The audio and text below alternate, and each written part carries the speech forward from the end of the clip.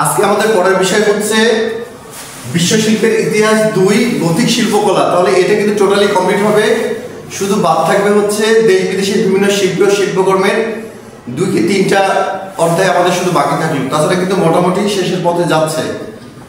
অতএব এখন আমরা একটু সিরিয়াস হই, কেমন? আজকে হচ্ছে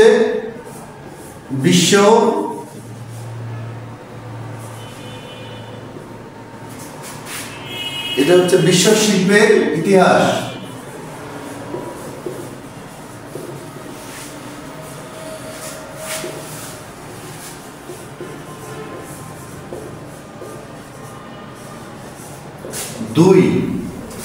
এটার বিষয় কোড হচ্ছে 12120। এটার বিষয় কোডটা একটু দেখে নেন।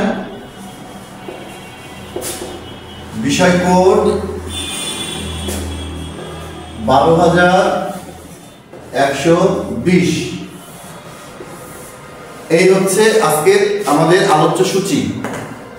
ওকে, এর আগের দিন আমরা পড়ছি হচ্ছে বাইজেন্টাইন শিল্পকলা। মনে আছে সবার? বাইজেন্টাইন শিল্পকলা পড়লাম, তার আগে পড়লাম হচ্ছে আধুনিক শিল্পকলা, তার আগে পড়লাম হচ্ছে রেনেসাঁ শিল্পী ও শিল্প, তার আগে পড়লাম হচ্ছে আপনার শিল্প বিচার, শিল্প সমালোচনার জ্ঞান, নন্যতত্ত্ব প্রথম দিনে পড়ছি, বাস্তবধর্মী শিল্পী ও বিমূর্ত শিল্পকলা, এটাও কমপ্লিট করছি আমরা এবার আসবো হচ্ছে গথিক শিল্পকলা ও পাশ্চাত্য শিল্পকলা।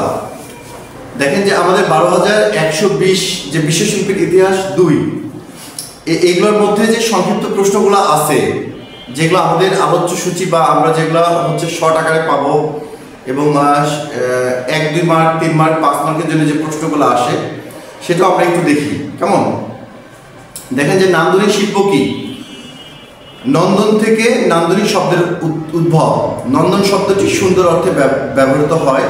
যেসব শিল্প আনন্দদায়ক ও দৃষ্টিনন্দন, আমাদের মনের খোরাক জোগায়, তাকে নান্দনিক শিল্প বলে। আচ্ছা, এর আগে আমরা প্রথম দিন মনে হয় নান্দনিক শিল্প পড়ছিলাম, তাই না? আর আপনারা একটু আমার সাথে একটু মানে হ্যাঁ হু করবেন, কেমন? আপনারা যদি একটু আমাকে সংকেত দেন তাহলে আমার পড়াইতে একটু ভালো লাগবে। আপনাদের ব্রড কোশ্চিন এবং শর্ট কোশ্চিন, ঠিক আছে? ব্রড এবং শর্ট, এই আমরা ব্রডগুলো মনে হয় কন্টিনিউয়াসলি পড়তেছি, তাই না? আজকে আমরা একটু শর্টের দিকে একটু দৃষ্টিপাত করি। যেমন এর আগে আমরা নান্দনিক শিল্প পড়ছি বা নন্দন তত্ত্ব কি বলছি, তাই না? রেনেসাঁ শব্দ পড়ছি। রেনেসাঁ হচ্ছে ফরাসি শব্দ, এর অর্থ হলো পুনর্জন্ম বা পুনর্জাগরণ। এটা মনে হয় গত ক্লাসের আগের ক্লাসে আমরা পড়ছিলাম। আচ্ছা, শর্টগুলো একটু দেখি আমরা। দেখেন, কে শিল্প সমালোচনা শব্দটি প্রথম ব্যবহার করেন? জনাথন রিচার্ডসন শিল্প সমালোচনা শব্দটি প্রথম ব্যবহার করেন। এটা আমি সংক্ষিপ্ত প্রশ্ন আপনাদেরকে বলছি, একটু খেয়াল করেন।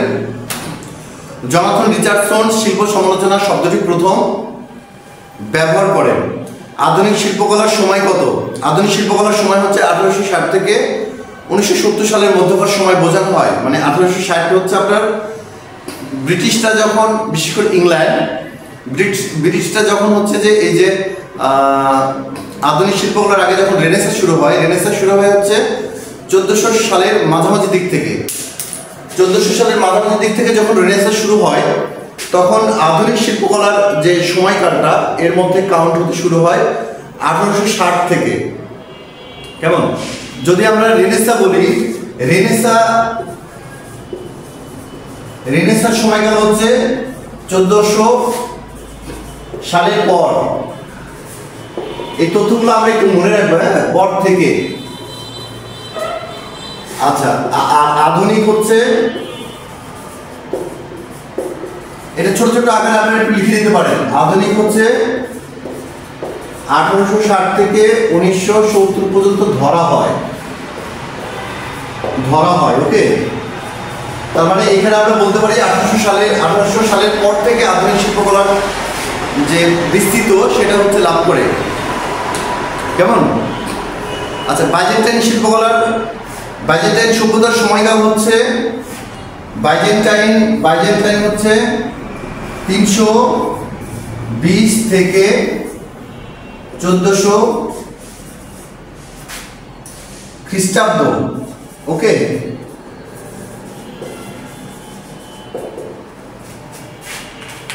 সবাই একটু ছোট ছোট করে লিখে নেন, আর যদি আপনাদের কাছে শর্ট লিস্টটা থাকে ওটা একটু খেয়াল করেন। বাইজেন্টাইন শিল্পকলা কাকে কেন্দ্র করে গড়ে উঠেছিল? এই সময়কার শিল্পকলা মূলত ধর্মকেন্দ্রিক সভ্যতাকে কেন্দ্র করে গড়ে উঠেছিল। একটু আগে মানে গত ক্লাসে কিন্তু আমি বলছিলাম যে বাইজেন্টাইন শিল্পকলা যখন শুরু হয় তখন এই বাইজেন্টাইন শিল্পকলার প্রভাবটা ছিল হচ্ছে পাশ্চাত্যের শিল্পকলা এবং ইউরোপিয়ান যে ধারা, এটা দুইটার সংমিশ্রণে তৈরি হয়েছিল বাইজেন্টাইন শিল্পকলা। এবং এর যে মূল যে প্রতিপাদ্য বিষয়টা ছিল সেটা হচ্ছে ধর্মকেন্দ্রিক, বিশেষ করে খ্রিস্টান ধর্মকে সবার আগে প্রাধান্য দিয়ে বাইজেন্টাইন শিল্পকলা সূচনা হয়েছিল। মনে আছে কি আপনাদের গত ক্লাসে যেটা পড়ছিলাম আমরা? আচ্ছা, নন্দন তত্ত্বের ইংরেজি শব্দ হচ্ছে অ্যাসেস্টিক। নন্দন তত্ত্বের ইংরেজি প্রতিশব্দ হচ্ছে অ্যাসেস্টিক্স। আধুনিক শিল্পকলা বলতে বোঝায়, আধুনিক শিল্পকলা বলতে 1860 থেকে শুরু করে 1970 সালের যে মধ্যকাল সময়, এই সময় উৎপাদিত বিভিন্ন শৈল্পিক কাজ এবং সেই যুগে উৎপাদিত শিল্পের দর্শন ও রীতিকে বোঝায়। তার মানে ওই যে আমি আবারও বলতেছি যে ব্রিটিশটা কিন্তু 1800 সালের পর থেকে ওরা কিন্তু ব্যাপক পরিমাণে ইন্ডাস্ট্রিয়াল শিল্পকর্ম তৈরি শুরু করে, এবং তৈরি শুরু করার পর থেকে এই যে কৃষিকাজ, আধুনিক যে সেচ ব্যবস্থা বা শিল্পের যে আধুনিকরণ এবং এই যে বিমূর্ত, এই সব কিছু কিন্তু এই 1800 সালের পর থেকে শুরু হয়। বিশেষ করে এটা আপনার এটা হচ্ছে রেনেসাঁ যুগের আন্ত পর্যায়ে, মানে শেষের দিকে রেনেসাঁ শিল্পের একটা বৃহৎ জাগরণ সৃষ্টি হয়। সেটা হচ্ছে এই আধুনিক শিল্পকলার এসে তা সমাপ্তি ঘটে। যেমন শিল্প চালনা শব্দটি ব্যবহার করেন জোনাথন রিচার্ডসন। এটা তো বললাম যে 1779 সালে তিনি এই শব্দটা ব্যবহার করেন। সালটা মনে না রাখলেও হচ্ছে, কিন্তু আমরা এটা মনে রাখবো হচ্ছে জোনাথন রিচার্ডসন। কেমন? জোনাথন রিচার্ডসন কোন দেশে জানেন? হল্যান্ডের। আচ্ছা, তারপরও আরেকটা জিনিস আপনারা মনে রাখবেন, সেটা হচ্ছে অনেক সময় প্রশ্নগুলো আসে কিভাবে জানেন? অনেক সময় প্রশ্নগুলো আসে এরকম ভাবে, রেনেসাঁ যুগে কয়েকজন শিল্পীর নাম ও তাদের শিল্পকর্ম।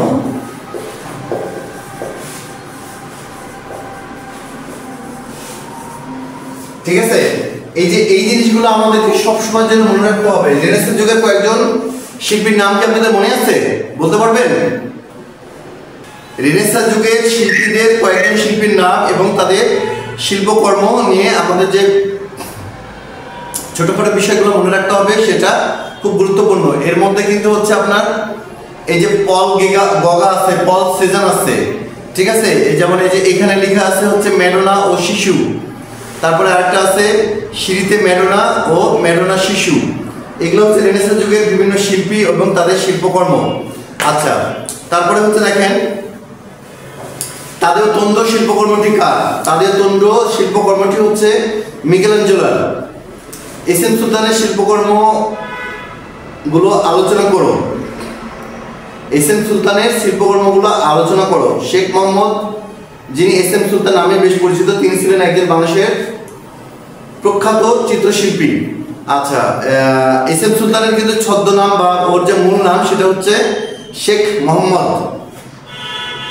চিত্রকলায় ত্রিমাত্রিকতা কে সৃষ্টি করেন? তাহলে শেখ মোহাম্মদ কার নাম? শেখ, হ্যাঁ শাবাশ, শেখ মোহাম্মদ এস এম সুলতান। এস এম সুলতান। শেখ, শেখ মানে এস, এম মানে হচ্ছে মোহাম্মদ, তারপরে একটা সুলতান। এইভাবে মনে রাখলে জীবনে কখনো ভুলবেন না। ওকে, আচ্ছা, তারপরে দেখেন যে চিত্রকলায় ত্রিমাত্রিকতা সৃষ্টি কে করেন? আচ্ছা, এস এম সুলতান মানে হচ্ছে শেখ মোহাম্মদ সুলতান। কেমন? শেখ মোহাম্মদ সুলতান। আচ্ছা, শেখ মোহাম্মদ সুলতানটা কিভাবে আসে দেখেন, এস মানে হচ্ছে শেখ, জি, এম মোহাম্মদ, তারপরে সুলতান। জি, এইভাবে ছোটখাটো করে মনে রাখলেই হচ্ছে। যেমন আপনারা মনে রাখবেন যে এস এম সুলতানের নাম কি, বা তার ছদ্ম নাম কি, বা হচ্ছে জয়নুল আবেদিনের উপাধি কি ছিল। যেমন জয়নুল আবেদিনের উপাধি কি, শিল্পাচার্য। কামরুল হাসানের উপাধিটা কি ছিল, পটুয়া। হ্যাঁ, এই ছোটখাটো বিষয়গুলো আমরা মনে রাখবো। তারপরে যেটা বললাম যে চিত্রকলায় ত্রিমাত্রিকতা সৃষ্টি কে করেন? চিত্রকলায় ত্রিমাত্রিকতা সৃষ্টি করেন হচ্ছে যত্র। যত্র চিত্রকলায় ত্রিমাত্রিকতা সৃষ্টি করেন, এটা হচ্ছে যত্র, বর্গের জ তয় তয়ে। যত্র হচ্ছে ইনি ত্রিমাত্রিকতা সৃষ্টি করেন, ত্রিমাত্রিকতা।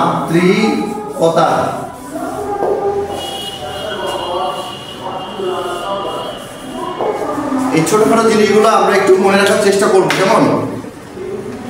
তারপর দেখেন শেষ ভোজ শিল্পকর্মটি কার? শেষ ভোজ শিল্পকর্মটি হচ্ছে কার, বলতে পারবেন কেউ? আমরা যদি মনে ছিল না, আমার এখন মনে পড়লো দেখে। Leonardo da Vinci. শেষ ভোজ শিল্পকর্মটা কেমন জানেন? শেষ ভোজ শিল্পকর্মটা হচ্ছে একটা বিশাল ডাইনিং টেবিল।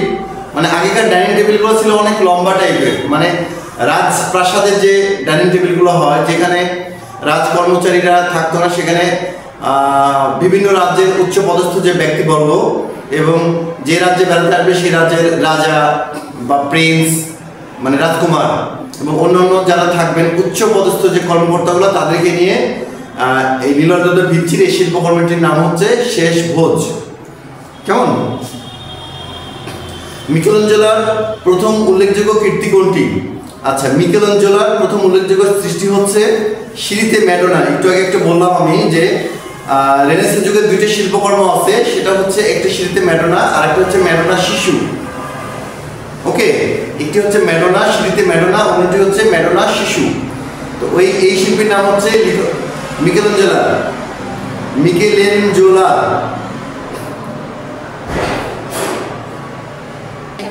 আচ্ছা, গথ জাতির পরিচয় কি? গথ জাতির পরিচয় হচ্ছে ইউরোপের পাহাড়ি অঞ্চলের সমতল ভূমিতে প্রাচীন জার্মানিতে এই গথ জাতির বসবাস করত। এরা মাঝে মাঝে সমতল ভূমিতে এসে লুটপাট করতো এবং নিজ এলাকায় আবার ফিরে যেত। গথ জাতি হচ্ছে মূলত জার্মানির একটা উপজাতি, বুঝছেন? এরা বিভিন্ন সমতল জাতি বলতে, যে সমতল বলতে লুক্সেমবার্গ নাম শুনছেন দেশের? লুক্সেমবার্গ। গথ জাতিরা হচ্ছে, এরা মূলত ইউরোপিয়ান জাতি। এরা এক প্রকার লুটেরাস, মানে এক প্রকার ডাকাত শ্রেণীর জাতি। এরা কি করতো? এরা হচ্ছে ইউরোপের সাধারণত জার্মানিতে দুইটা ছিল আগে, একটা হচ্ছে পূর্ব জার্মানি, একটা হচ্ছে পশ্চিম জার্মানি। এটা কি জানতেন? আচ্ছা, তো এরা পূর্ব এবং পশ্চিম জার্মানি, তখন জার্মানি দুইটা ছিল এবং জার্মানির মাঝে একটা দেওয়াল ছিল। তো দেওয়াল কিন্তু এই বিংশ শতাব্দীতে এসে দেওয়ালটা ভাঙা হয়। দেওয়ালটা ভাঙার আগে পরে দুই সময়ে এই গথ জাতিরা হচ্ছে সমতল ভূমি মানে কি? যে ভূমিতে মানুষ বসবাস করে, সমতল, উঁচু নিচু পাহাড় অঞ্চল না, বা হচ্ছে নিচু ভূমি না, এখানে এই গথ জাতিরা আসতো, এসে হচ্ছে বিভিন্ন লুটপাট চালাতো। সেটা হচ্ছে লুক্সেমবার্গ বা ইউরোপের যেমন আরও কয়েকটা অঞ্চল আছে, আপনার ইতালির কিছু অঞ্চল আছে, ঠিক আছে, তার পর্তুগালের কিছু অংশ আছে, স্পেন না, এই লুক্সেমবার্গ, ইতালি, পর্তুগাল এর যে সমতল ভূমিগুলো আছে, সেখানে এই গথ জাতিরা এসে লুটপাট চালাতো এবং সেখান থেকে বিভিন্ন অর্থকড়ি এবং জিনিসপত্র মালামাল নিয়ে তারা আবার তাদের নিজস্ব জায়গায় ফিরে যেত, কিন্তু তাদেরকে কেউ ধরতে পারতো না। আচ্ছা, নন্দনতন্ত্রের সংজ্ঞা দেখেন। দর্শন শাস্ত্রের প্রধান তিনটি শাখা হচ্ছে অধিবিদ্যা, জ্ঞানবিদ্যা এবং মূলবিদ্যা। এই মূল্য বিদ্যাকে চার ভাগে ভাগ করা যায়, তার মধ্যে নন্দনতত্ত্ব একটি। মূল্যবিদ্যা যে শাখায় সৌন্দর্য, শিল্প, কলাও নন্দনতত্ত্ব গ্রন্থে বলেছেন। দর্শনের যে শাখাটি জীবন ও জগতের, বিশেষ করে সাহিত্য, সঙ্গীত, চিত্র, ভাস্কর্য, স্থাপনা, নৃত্যকলা, চারুশিল্পের নিহিত তথ্যের স্বরূপ বিচার করে এবং মানব মনে সেগুলো থেকে প্রাপ্ত স্বরূপের ব্যাখ্যা ও বিশ্লেষণ করে তাকে নন্দন তত্ত্ব বলে। ছাড়েন, এই সঙ্গে আপনারা জীবনে পারবেন না, আমি বলি। সেটা হচ্ছে নন্দন তত্ত্বই মানে হচ্ছে সুন্দর, সুন্দরের পূজারী। মানে আমার ভাষায় বলবেন বা আপনাদের নিজের ভাষায় বলবেন, নন্দন তত্ত্বই মানে হচ্ছে সুন্দর, নন্দন তত্ত্বই মানে হচ্ছে সুন্দরের পূজারী। এই যে বিভিন্ন সৌন্দর্য বিষয়গুলো যেগুলো আমাদের মনের দাগ কাটে, সেই দাগ কাটার ব্যাপারগুলোকে যখন আমাদের মনের খোরাক বা চাহিদা এবং আকাঙ্ক্ষা মিশিয়ে সেটা অন্যের সামনে বিভিন্ন মাধ্যম দিয়ে, সেটা শিল্পের মাধ্যম দিয়ে যখন আমরা প্রকাশ করি, একটা নান্দনিকতা সৃষ্টি করে, সেটাই নন্দন তত্ত্ব। ওকে, এই নন্দন তত্ত্ব নিয়ে এই যে কঠিন কঠিন শব্দগুলা আমাদের আপাতত মনে রাখার দরকার নাই। গতিক শিল্পের উদ্ভূত সম্পর্কে আলোচনা করতে হবে। আচ্ছা, দ্বাদশ শতকে কিছু কাল পরে ইউরোপের নতুন স্টাইলের সৃষ্টি হয় যা গতিক নামে পরিচিত। ধারণা করা হয় এই সময় শিল্পশৈলীর সৃষ্টি হয়েছিল। তখনকার শিল্প সমালোচকরা এই শিল্পকে নিম্নমানের প্রমাণ করার জন্য গথকের নাম অনুসরণ করে এই শিল্পের নাম দেয় গতিক। যে গথিক শিল্পকলা, যেটা আজকে আমরা একটু ধারণা দিতে চাইছিলাম, এই গথিক শিল্পকলা হচ্ছে দ্বাদশ শতক। দ্বাদশ শতক মানে কোন শতক আপনারা বুঝতেছেন? বলেন তো, এই দ্বাদশ শতক থেকে 1350 পর্যন্ত কি ঘটেছিল? কারণ মনে আছে কিনা, গত ক্লাসে আমি বলেছিলাম, আপনাদের কারো কি মনে আছে? 1200 থেকে 1350 পর্যন্ত আমি কি বলেছিলাম? অন্ধকার যুগ ছিল একটা, মনে আছে আপনাদের? নাই। 1200 থেকে 1350 পর্যন্ত সালকে বলা হয় অন্ধকার যুগ। এটা জীবনে কোনদিন ভুলবেন না। আপনার হলো মধ্যযুগ, আর এখন 1800 সাল পর থেকে আধুনিক যুগ। এই যে 1200 থেকে 1350 পর্যন্ত ধরা হয় হচ্ছে অন্ধকার যুগ। এটা হচ্ছে অন্ধকার যুগ। তারপর 1350 থেকে 300 সাল পর্যন্ত মধ্যযুগ।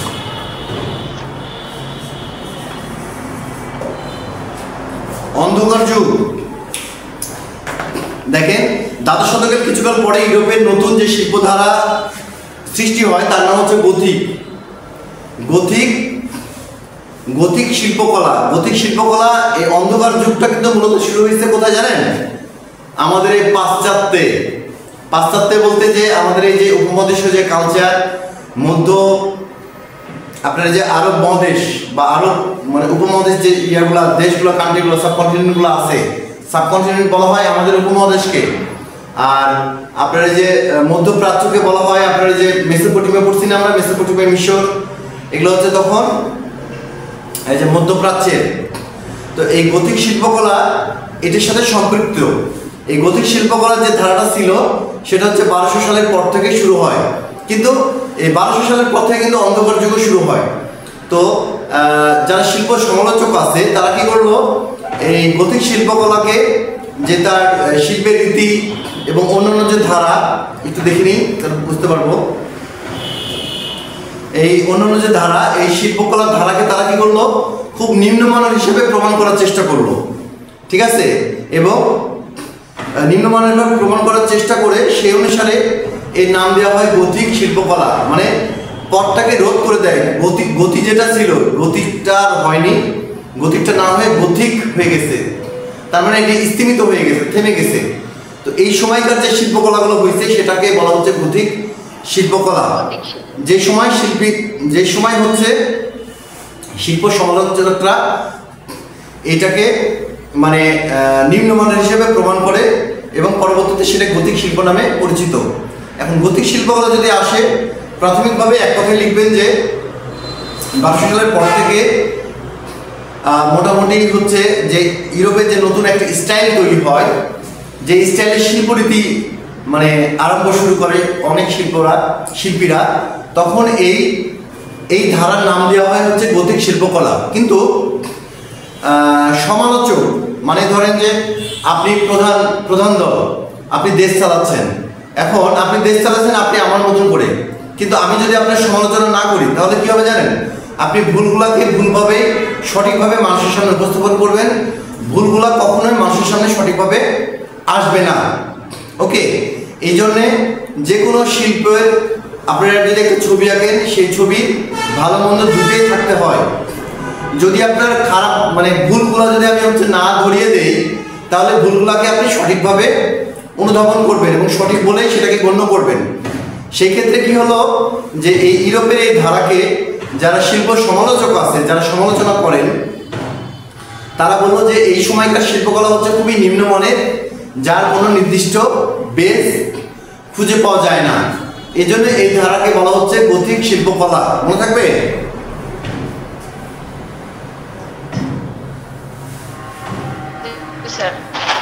আচ্ছা, এই গথিকের মানে জানেন কি? গথিকের মানে হচ্ছে এই সময় গথ একটা জাতি ছিল, বুঝছেন? তারা হচ্ছে মূলত এক প্রকার ডাকাত, অসভ্য, বুঝছেন? যে এখানেও একটু লেখা আছে, এখানে লেখা আছে গথ জাতি একটি নাম। এটা ইউরোপের গথ একটা জাতি, আমি এটা জানি। এরা ছিল ডাকাত, বর্বর এবং অসভ্য জাতি। এখানে লেখা আছে বর্বর ও অসভ্য জাতি। মানে এই যে বললাম না যে অন্ধকার যুগ, এই অন্ধকার যুগটা যে বললাম, এই যে এই লাস্টের শব্দটাকে বলার জন্যই আমি বললাম যে এই সময় শিল্পকর্ম সেভাবে তৈরি হয়নি। এই সময় জীবনযাত্রার মান সর্বনিচে নেমে যায়। এই সময় পৃথিবীর বিভিন্ন জায়গায় বিভিন্ন রকম কি বলবো অমানবিক কীর্তিকলাপ কার্যকলাপ যেটা সংঘটিত হয়। এই তার সাথে সবচেয়ে উল্লেখযোগ্য জাতি ছিল এই যে গথিক। গথিক মানে হচ্ছে গথ। এই গথ জাতির একটা উদ্ভব হয় বা গথ জাতি একটা ছিল যারা প্রচণ্ড হচ্ছে ডাকাতি করত, বিভিন্ন জায়গায় হচ্ছে লুট করত এবং খুবই অসভ্য ছিল, যারা জীবন মানের যে সঠিক একটা ধারা বা নিয়ম আমরা পালন করি তার কোনো কিছু তোয়াক্কা করতো না। এই গথ জাতিকেই তারা পরবর্তীতে যে শিল্প সমালোচকরা আসে, তারা হচ্ছে বলল যে এই জাতির যে শিল্পকলা বা শিল্পী মানে বা শিল্পীরা বা তাদের জীবনযাত্রা কোনো কিছুই স্বাভাবিক না, অস্বাভাবিক। ঠিক আছে, এই জন্যে এটাকে তারা নিম্নমানের হিসাবে ব্যাপকভাবে প্রমাণ করার চেষ্টা করলো, যার দরুন পরবর্তী সময়ে বাইজেন্টাইন এবং কি আসলো বলেন তো, রেনেসা আসলো। মানে রেনেসা মানেই হচ্ছে পুনর্জাগরণ বা নতুনভাবে সব কিছু আরম্ভ করা। যেমন গথিক সভ্যতার সময়কাল ও প্রকারভেদ, যদিও এটা খুবই ইম্পর্টেন্ট, কিন্তু এখানে একটু মতভেদ আছে। আমি বললাম যে 1200 থেকে 1350 পর্যন্ত হচ্ছে অন্ধকার যুগ। আর এই অন্ধকার যুগটা হচ্ছে আমাদের সাবকন্টিনেন্ট মানে কি আমাদের উপমহাদেশ। উপমহাদেশ মানে আমরা যে আফগানিস্তান, পাকিস্তান, ভারত, শ্রীলঙ্কা, বাংলাদেশ, নেপাল, ভুটান, মালদ্বীপ, ঠিক আছে, এই যে এগুলো হচ্ছে আপনার সাবকন্টিনেন্ট বলা হয়। গথিক শিল্পকলার সময়দের ধরা হয় ত্রয়োদশ শতাব্দীর মধ্যযুগ থেকে পঞ্চদশ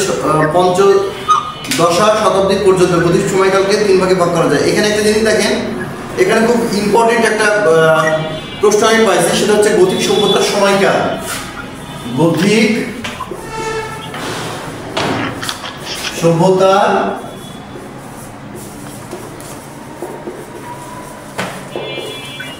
স্যার 1350 পর্যন্ত কি আপনার তুর্কি বিজয়ের যুগ ছিল স্যার? দেখেন যে 1200 থেকে 1350 পর্যন্ত বলা হয় অন্ধকার যুগ।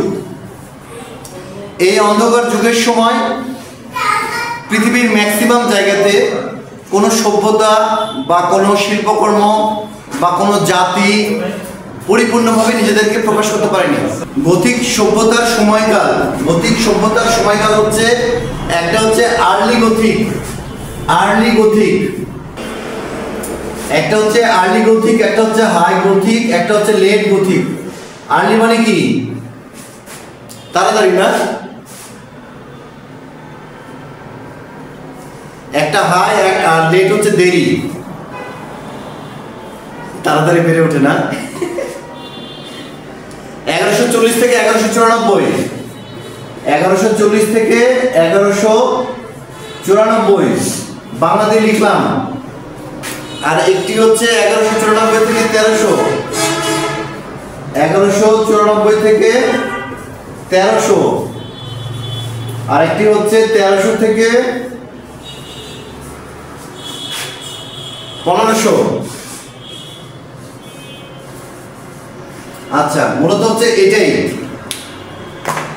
এটা যখন এই এই এই গথিককে তিন ভাগে যখন ভাগ করা হয় তখন সেটা আসে তিনটা প্রকার। একটা হচ্ছে আর্লি গথিক, একটা হচ্ছে হাই গথিক, একটা হচ্ছে লেট গথিক। ঠিক আছে, গ্রথিক আর বাংলাতে হচ্ছে গথিক। তো এইটার সাল হচ্ছে 1140 থেকে হচ্ছে 1194, 1194 থেকে তারপরে 1300, 1300 থেকে তারপরে হচ্ছে 1500, তাই না? এখন অন্ধকারযুক্ত আমাদের এই যে, আচ্ছা দেখেন আমি লিখলাম হচ্ছে গথিক সভ্যতার সময়কাল।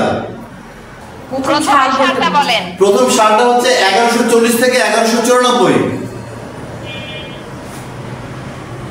40,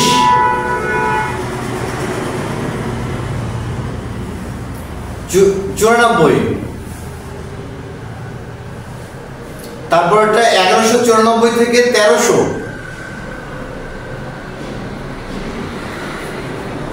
হ্যাঁ, তারপর হচ্ছে 1300 থেকে 1500। গথিকটা হচ্ছে গথিক একটা হচ্ছে গথ একটা জাতি, গথিক থেকে গথ থেকে গথিক আসছে, বুঝছেন? গথ শব্দ থেকে গথিক শব্দের উদ্ভব। এখন গথিক সভ্যতা বা গথিক শিল্পকলার উদ্ভব, গথ জাতিটা হচ্ছে উর্বর এবং উর্বর কেন বলতেছি, বর্বর বর্বর ডাকাত শ্রেণীর এবং হচ্ছে অসভ্য জাতি। এই আমাদের উপমহাদেশে বলতে কি যে গোটা বিশ্বে এরা ছিল হচ্ছে অসভ্য এক প্রকার জাতি, বুঝছেন? এই সময় শুধু ইউরোপ না, আমাদের এই যে এই উপমহাদেশেও কিন্তু অন্ধকার যুগ ছিল হচ্ছে 1200 থেকে 1350 সাল পর্যন্ত অন্ধকার যুগ।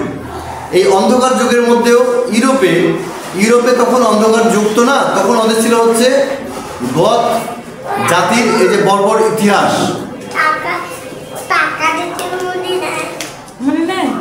আচ্ছা, ওখানে যাবো। তাহলে বাবা এখন যদি এমন হয় আর দুদিন পরেই থাকলো, আপনাদেরকে বিক্রি করবে আর কিনবে। এই এই এই গথিক এই জাতিটা হচ্ছে আপনার এই যে সমতল ইউরোপের যে বিভিন্ন দেশ আছে তার মধ্যে জার্মানি, লুক্সেমবার্গ, তারপরে আপনার ইতালি কিছু শহর, তারপরে হচ্ছে আপনার পর্তুগালের কিছু যে সমতল ভূমি। সমতল বলতে যে ইউরোপের কিন্তু ম্যাক্সিমাম দেশের কিন্তু খুব উঁচু উঁচু ভূমি থাকে, যেখানে হাল চাষ করা কঠিন হয়। তারপরে আবার শীত পড়ে, শীত প্রধান দেশে কিন্তু এই যে আপনার সবজি টবজি এগুলো কিচ্ছু হয় না, এগুলো তো জানেন মনে হয়, তাই না? বন্ধু তুমি শুধু খাবার খাও, ঠিক আছে? তো এই সময় কিন্তু এই বর্বর জাতি এবং এই অসভ্য জাতিকে শিল্প যারা সমালোচক আছে তারা কি করলো, তারা হচ্ছে এদেরকে ধিক্কার জানালো যে তারা বিভিন্ন জায়গায় যে লুটপাট করতো, ডাকাতি করতো এবং সমাজের মানে কোনো কীর্তিকলাপের মধ্যেই পড়ে না। যেমন ধরেন যে এখানে একজন আসলে এসে বিলাসকে 8-10টা চট থাপ্পড় মেরে ওর পিছে 8-10টা হচ্ছে যে ব্লেডের টান দিয়ে চলে গেল। মানে বিলাস কোনো অপরাধী নাই, ও কিছু জানি না, কিন্তু বিলাস খালি বলছে যে এই ছেলে আসসালামু আলাইকুম, তুই আমাকে সালাম দিলি কেন, তুই সালাম দেওয়ার কে? এইভাবে বিলাসকে এসে মারধর করে কাটাকুটি করে চলে গেল। এই জাতির কাজ ছিল হচ্ছে এরকম, মানে কথা নাই বার্তা নাই, যে জায়গায় যাবে লুটপাট করতো, মারতো, ধরতো, যাকে ইচ্ছা তাকে তুলে নিয়ে যাইতো এবং গিয়ে শিল্পের একটা ধারা তৈরি হয়েছিল এদের মাধ্যম দিয়ে। সেই ধারাটাকে হচ্ছে শিল্প সমালোচকরা হচ্ছে অন্যরকমভাবে দেখতো, যেটা একদম নিম্নমানের হিসেবে তারা প্রমাণ করতে চেষ্টা করলো। এবং এটা করতে করতেই তখন একটা ব্যাপকভাবে একটা দ্বন্দ্ব তৈরি হয় এবং গোটা বিশ্বে একটা আলোড়ন সৃষ্টি হয়, যে আলোড়নটার নাম হচ্ছে রেনেসাঁ। বোঝা গেছে? তার মধ্যে বাইজেন্টাইন শিল্পকলা আমরা কতদিন পড়ছি, এই বাইজেন্টাইন শিল্পকলাও হচ্ছে আসতে শুরু করে। রেনেসাঁ মানে কি? পুনর্জাগরণ।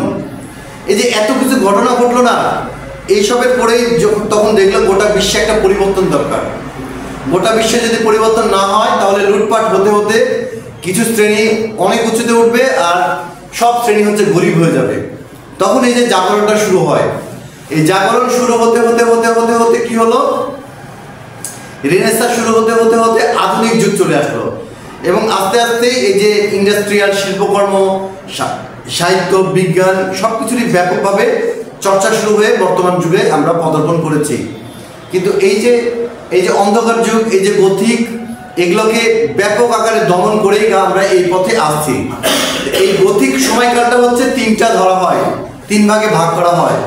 একটা হচ্ছে আর্লি গথিক, একটা হচ্ছে হাই গথিক, আর একটা হচ্ছে লেট গথিক।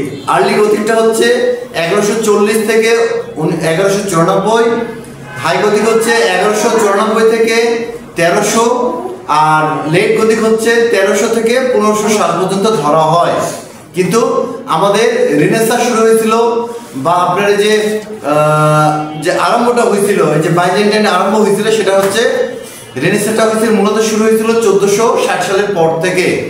মানে এই যে গথিককে ধ্বংস করার জন্যই পরবর্তীতে রেনেসাঁ যুগটা চলে আসে।